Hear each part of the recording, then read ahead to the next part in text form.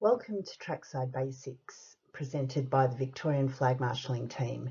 This presentation is focused on the Penrite Sandown 500 happening this weekend, but it is relevant for any Sandown event and most Victorian events as well.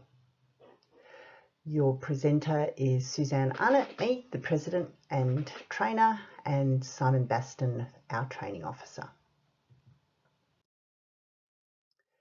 When you get into the circuit, you will be finding your way in from Dandenong Road, Princess Highway. If you're coming from the city, you go around, you turn left over the Cloverleaf and go along Racecourse Road.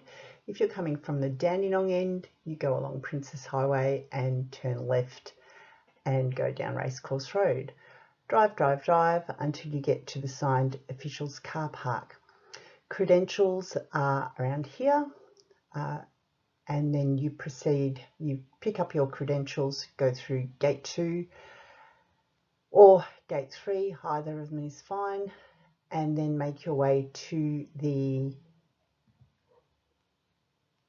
vintage room, which is the room at the left end of the grandstand, just up the first ramp and to your right.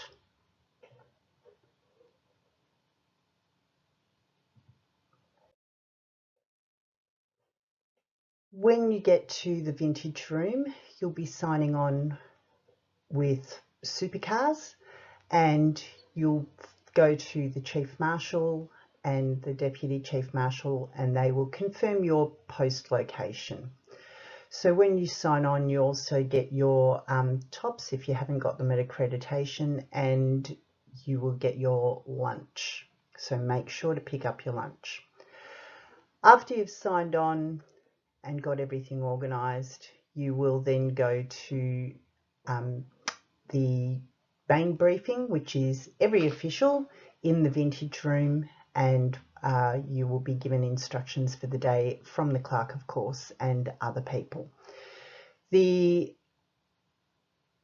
At the end of that, the teams break up into their groups for individual briefings, and we will be having our briefing just up the stairs from the vintage room with a beautiful view over this racecourse. And that's for all trackside officials. To get to your posts, you leave the vintage room, work your way towards the pit buildings, come up from the marshalling area. There's a little passageway, walkway, car throughway, and the radio shack is there. If you need to pick up a radio, that's where you'll pick up a radio, and this is where you'll wait if you need a lift out to your points. In the centre of the pit lane area is race control, and this is where the voices in your head will be talking to you from. This is pit lane, looking down towards turn 13. So in the briefing, you'll be told that most flag points will need to walk out to your points. So if you're at 01, that's just about straight across from the end of the pit lane building. 05 is just in front of the grandstand. Flag post 1 is at the end of the main straight with the gravel trap there.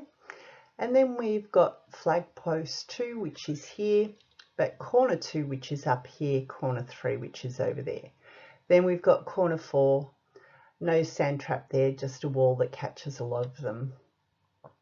Post 5 on driver's left, then post 5.5 on driver's right. Really, it's a really important point because otherwise this whole end of the back straight is not covered on driver's right, so it's a big area to cover.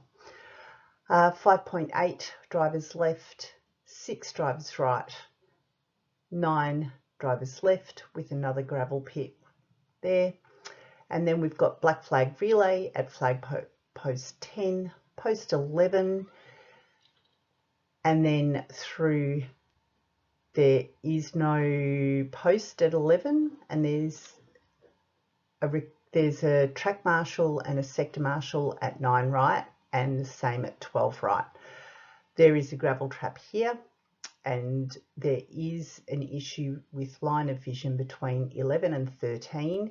So if you are at 11, you will need to call in that if you've got a yellow out, because 13 can't always see your flag. And that's a quick hot track ride. Setting up your flag point. Those of you looking, the flag marshal looking towards the oncoming traffic is usually in charge of the blue and the green. The flag marshal looking at the back end of the traffic heading towards the next point works the yellow and the white. The lack of adhesion flag and the second yellow and the red flag makes up your set of flags. Think about escape routes. Talk to people on your post as to why the flag point is set up the way it is. And depending on the post, there will be different ways that you need to go. Some of them are up on a platform, and so you may have different escape routes to those just on the flat ground.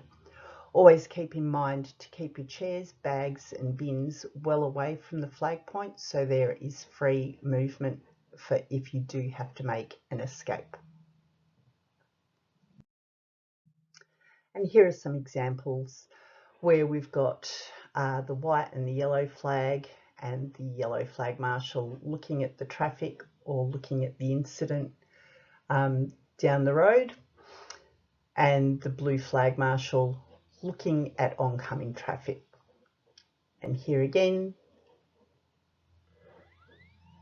you can see the flags are central, and the key thing is that the people are looking at each other and close enough to grab each other if something does go wrong and a car makes its way towards the point.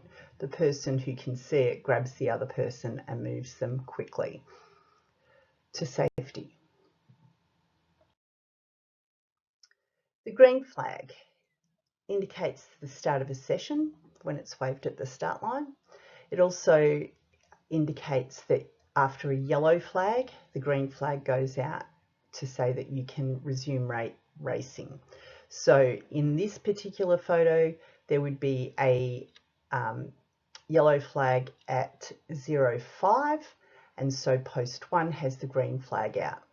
This could also be a safety car restart, which is where you were instructed from race control to put out full course green, and all points change their yellow flags into a green flags and withdraw their boards. Some events have slightly different parts to it.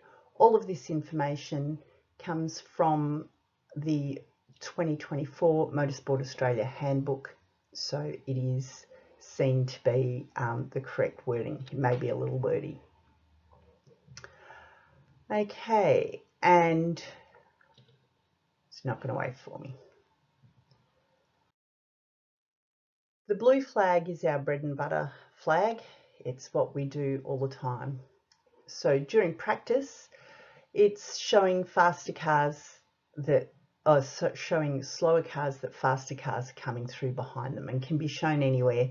And the fast cars are not always the fast cars during practice.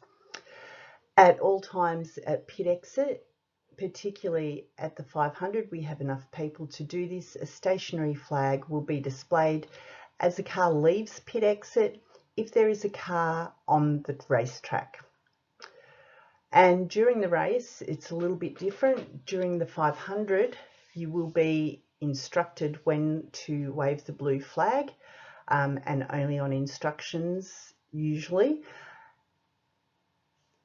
Things may change, as they often do in race control, but most of the time you are instructed as to where the cars are and when to show the flag to the supercars.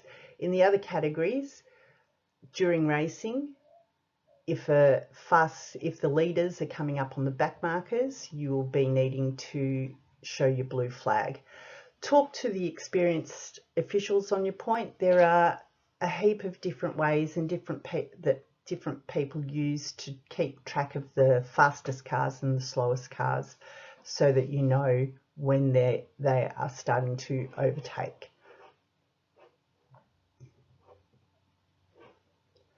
And holding the flag is a really key point as well. So look at how everyone's holding it, with holding the actual flag itself, so you don't have the flag flying off or out of your hand.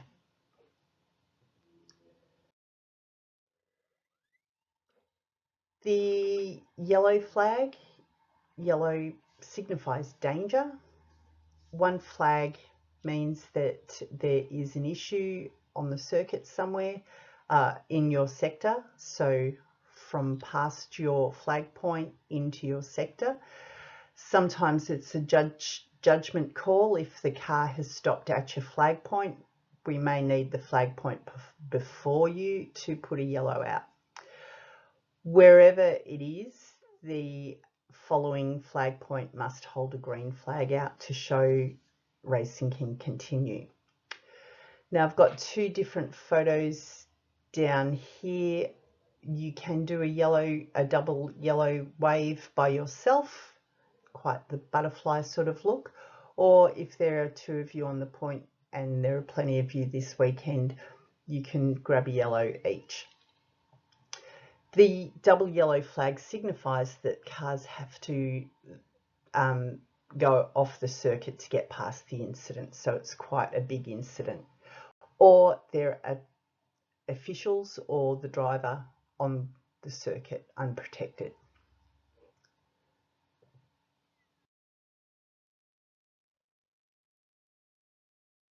So if you have an incident and a red flag is called for, you still keep the yellow flags out.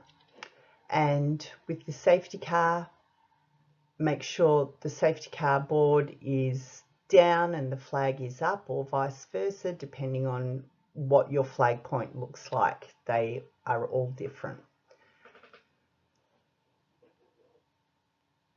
With the supercars, we also have full course yellow, and on instruction from the radio, from the clerk of course, you will be instructed to go full course yellow.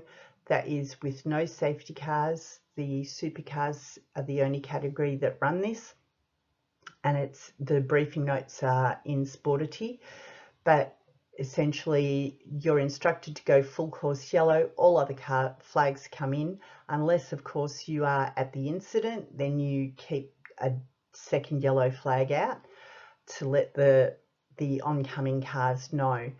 Cars have 15, I believe, seconds to reduce speed to 80k, and then they will monitor their procession. So the race will continue, but under a full course yellow, while the situation is resolved.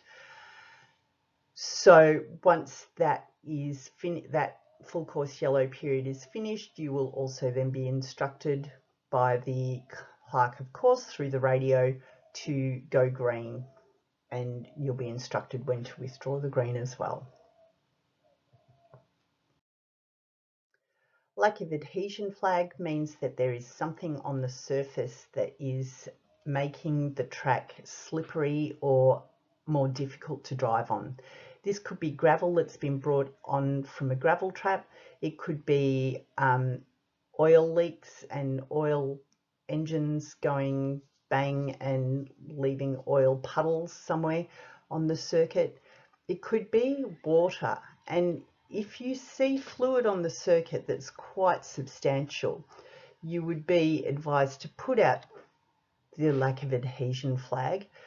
If it dries, you can withdraw it. If it's still there, you keep it out.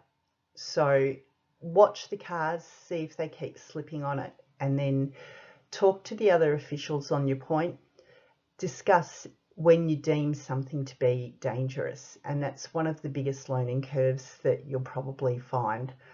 According to Motorsport Australia, the flag is displayed for at least 4 laps unless the surface returns to normal. So no other flags are needed with this. If you've got gravel and it's localised, you just hold out the lack of adhesion flag. You can also be bluing so cars can pass, and all other flags are still in play. But the lack of adhesion just lets the drivers know that something slippery is there and to just take care.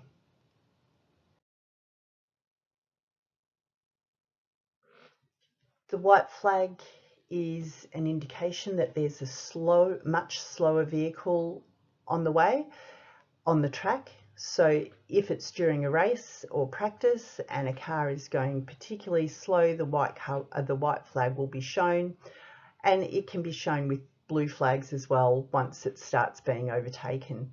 So the yellow flag person, the person watching the traffic leaving will be waving the white flag, but the person waving the blue, depending on where the overtaking happens, may be needing to wave a blue as well, and that's all fine.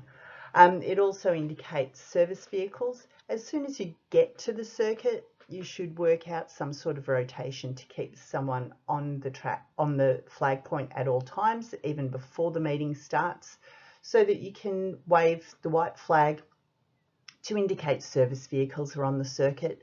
And during the sessions, during the day, if there are cars going through or recovery vehicles or ambulances, you'll cover them with a white flag as well.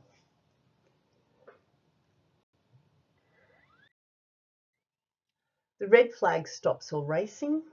This flag is shown only on instruction from the clerk of course, whereas most of the other flags are your call, your instruction. The red flag can only be displayed by the clerk of the course. So the radio call will come over, red flag, red flag, red flag. So when we call red flag, there's absolutely no doubt. So if someone says red is my favourite colour, that's not red flag. It's really, really clear. You may not overtake when the red flag is out, and each driver has to slow down and immediately proceed to pit lane or a different meeting place depending on their regulations. Need to obviously be prepared to stop and be driving sensibly.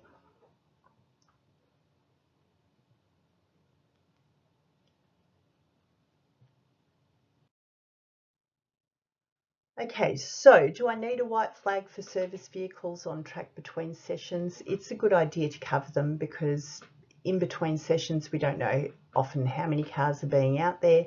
We've got enough officials that shouldn't be a problem. The question about the officials handbook should be, I think I've clarified that. Stationary flags, the only stationary flags that we'll be using at the 500 are the lack of adhesion and the blue flag at pit exit. And do we use a white flag prior to the circuit being closed? Yes, you do. So have someone up on the flag post and monitoring all vehicles. If there are any questions on the day, ask your seniors on your post. Come and talk to any of the committee and we can help you with any questions and ideas. If you are new to the Victorian Flagmarshalling Team or if you want to join us, we do have a structured training development plan, and I will have some spare copies of the books if you want to get your days 1, 2 or 3 marked off on that as well. Think about discussing escape routes. Have a look at reports when they're being written on your point. Talk about communications and radio protocol. As a trainee, you won't be asked to be on the radio on your first day. It has happened and some of them have been fantastic. So don't panic if you are thrown the radio for whatever reason. The people on the other end are very nice and will help guide you through it. Talk about flag rotation. We've got a cast of millions this weekend, so make sure that you get a go flagging and that you also get a nice rest and wander off the point. Don't walk on the horse race track if you're near that. The Melbourne Racing Club are not fans of that.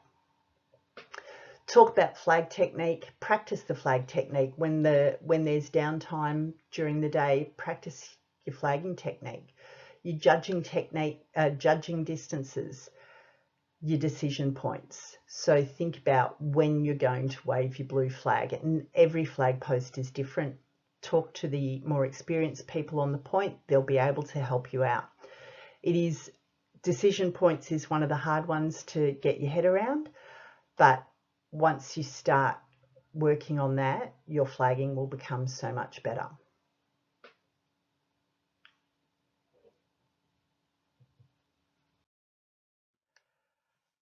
And if you want to come along and do this more than just the once a year at either Sandown or maybe twice at the Grand Prix, we do this on quite a number of weekends through the year. We've got 2 more state rounds coming up in October, and in November we have one of the biggest historic events, as well as the beautiful Island Magic to finish off the year. So we'll be in the next couple of months at Phillip Island, Calder, Sandown, and back to Phillip Island. So we get around. Talk to any of us if you want to join, and we look forward to hearing from you. Yeah, that's it. Thank you.